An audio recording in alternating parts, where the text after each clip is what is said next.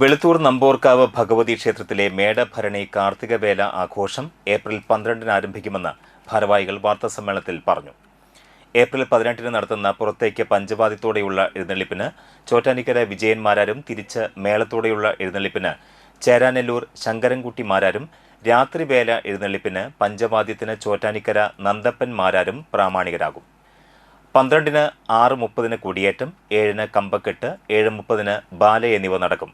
18-ന് വൈകിട്ട് 7-ന് വെടിക്കെട്ട് നടക്കും. എല്ലാ ദിവസവും ക്ഷേത്രത്തിൽ വൈകിട്ട് കലാപരിപാടികളും ഉണ്ടായിരിക്കും.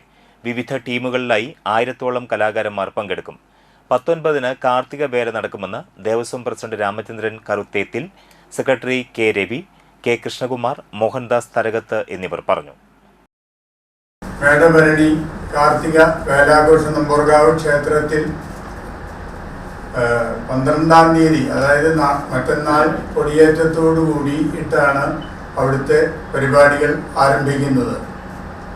ഏപ്രിൽ 18, 19 തീയതികളിലായിട്ടാണ് ഭരണി കാർത്തിക വേലാഘോഷം അവിടെ സമുചിതമായിട്ട് ആഘോഷിക്കുന്നത്.